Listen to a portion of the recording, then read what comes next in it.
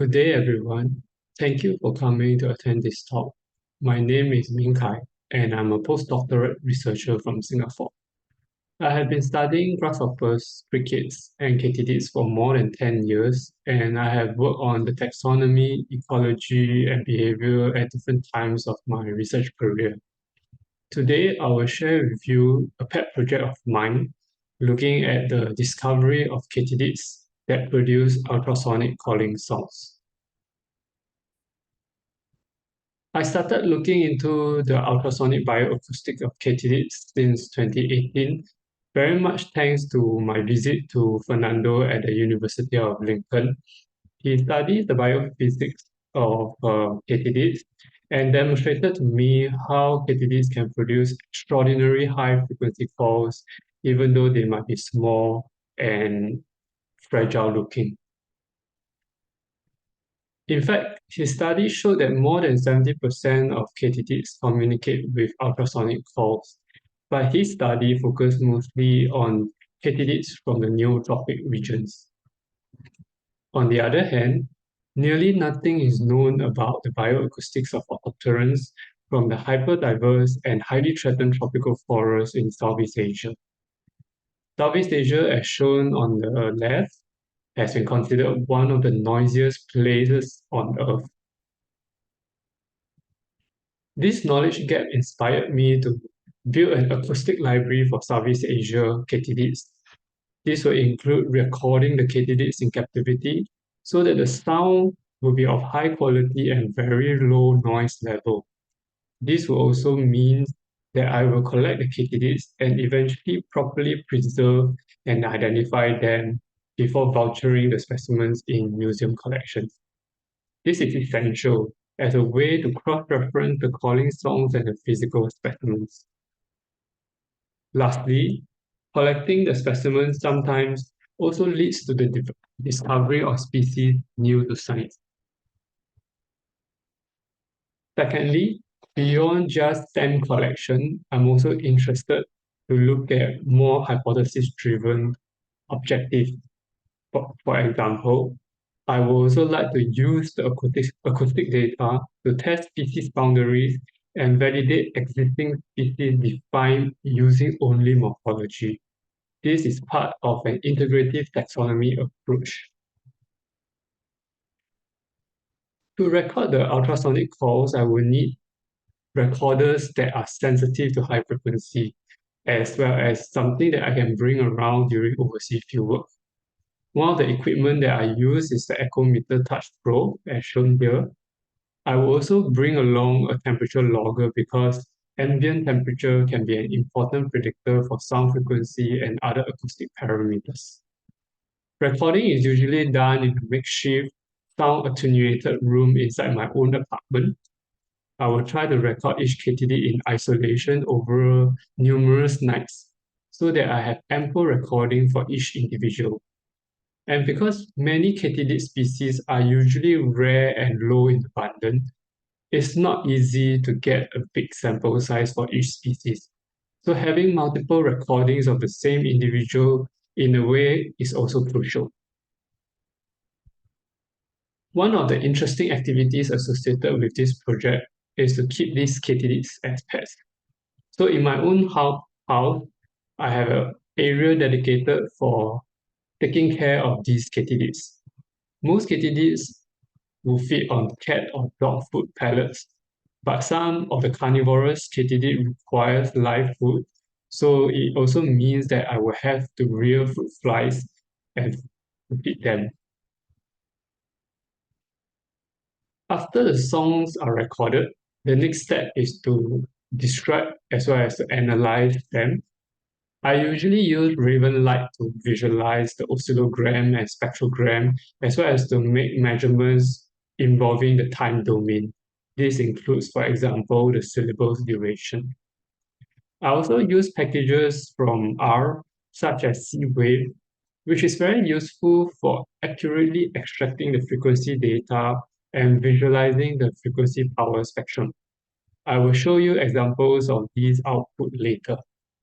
So in the remaining part of the talk, I will show to you some of the findings and publications from this project so far. First up, I looked into the bioacoustics of Plugidini, a tribe of katydids from Southeast Asia. I recorded the calling songs of 6 out of 13 known species at the time of study. This study has great significance, personal significance to me because it is the first time I would know the calling songs of the first new species that I described in 2011. As you can see from the habitats of the 6 species, these katydids are very similar looking morphologically, with some small differences in their genitalia parts that you wouldn't be able to notice from just these photos. The calling songs of these 6 species are also similar in that they are made up of rapid decay pulses, which, which means that each pulses lasts almost instantaneously. But different species produce very species-specific temporal pattern that you can see on the right. When we look at the frequency power spectra, we can first observe that the entire call spectrum of all 6 species are ultrasonic.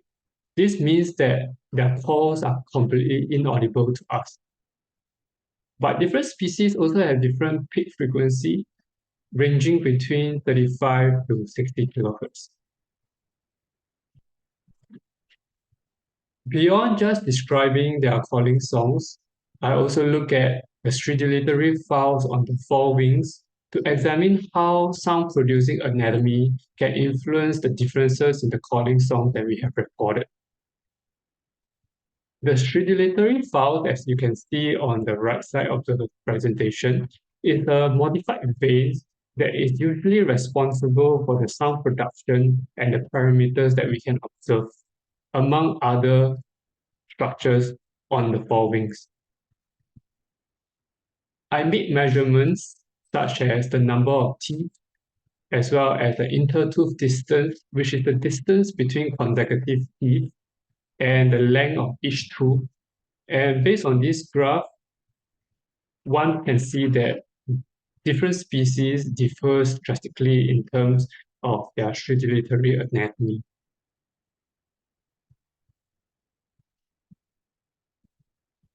In another study, I described the calling songs of 24 katydid species from around Southeast Asia and compiled them into a single paper. Most of the calling songs have not been known before, and here is the list. This study is particularly close to my heart as well, because a lot of the data was collected during a difficult time during the COVID-19 pandemic, where I had to shift my study into my own apartment during the lockdowns. From this histogram, we can see that more than 80% of the species that have been recorded from Southeast Asia produce calls with dominant frequency in the ultrasonic spectrum. These include 3 species producing extreme ultrasonic calls, that is, calling songs with frequency peaking at 40 kilohertz and above. I will next showcase a few interesting species, but you can have a look at this open access paper published in the Journal of Orthopera Research. The core structure of the katydids that have been recorded in this study is highly diversified. It ranged from very simple house-like call like this species, as well as what you have seen in the previous studies among the Plugidini. But the pulses of these species are usually more spaced apart, and they are also of a lower frequency. So the hypothesis is that this type of call is a way for katydids to avoid detection by bats. Quite a bit of work has been done on the predator-prey interaction between bats and this subfamily of katydids from the neotropics. In this study, we also produced 3D images of the stridulatory anatomy, including the stridulatory file on both the left and the right tegmina, as well as the mirror area. As you can see, katydids have a unique asymmetrical stridulatory file on both wings, which is quite different from those in the crickets. In crickets, both the right and the left tegmina are symmetrical and they have very similar morphology.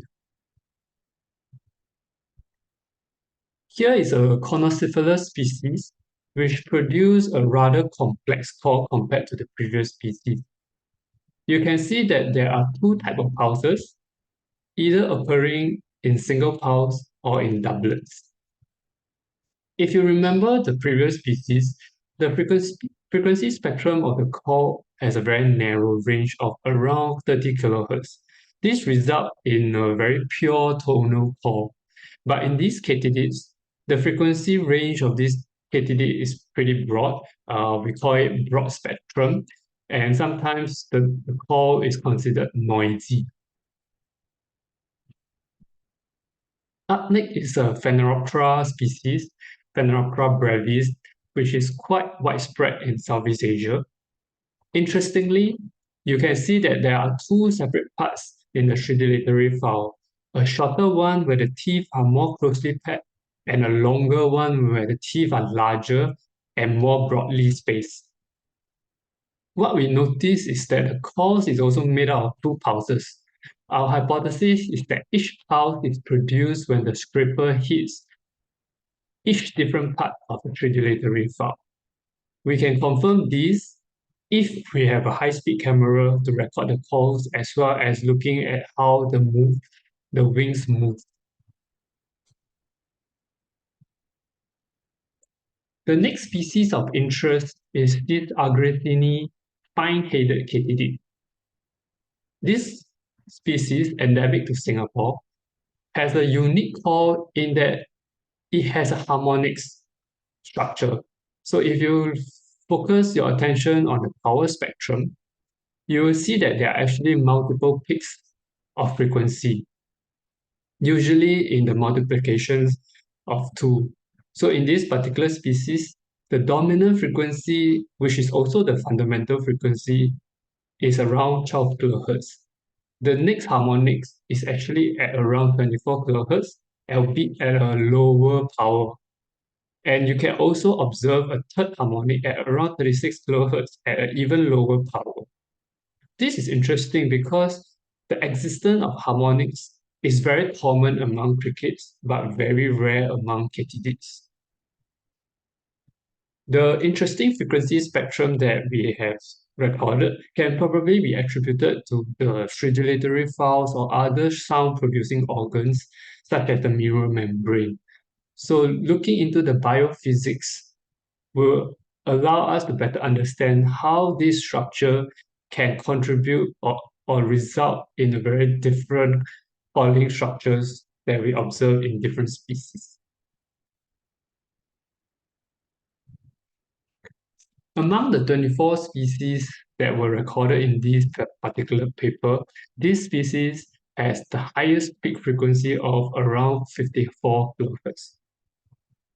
We have not been able to identify this katydid to either the genus or the species, and it is likely that it remains an undescribed species awaiting to be properly named and described. The taxonomy of this group of katydid is also quite complex. So once again, this highlights the importance of collecting the physical specimens. Without the specimen, there will be no way we can identify it correctly, as well as to verify the identification in the future if there is a need to. You may also notice in my first slide that there is actually a plus sign after the acronym d.u.s.k. This is because beyond looking at katydids, I also have a great interest in the bioacoustics of crickets. They are often found together in the same place when I was looking for the katydids. Very similar to the katydids from Southeast Asia, the calling songs of most species of crickets from this region has never been documented. So for the third and last publication that I will share with you, I'll focus on the bioacoustics of scaly crickets.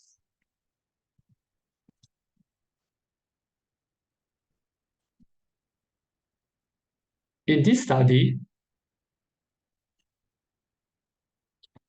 I recorded and described the calling songs of 7 species, including one new species, all of them from a small island state of Singapore where I come from. Once again, as expected, even though the crickets may not look very different from one another, their calling songs are species specific, both in the temporal structure as well as the frequency spectrum. This is very important so that species found coexist together are able to communicate correctly with only their own species and not members of another species. From the power spectra, you can also see that the kids produce highly tonal call, so they actually sound very melodious.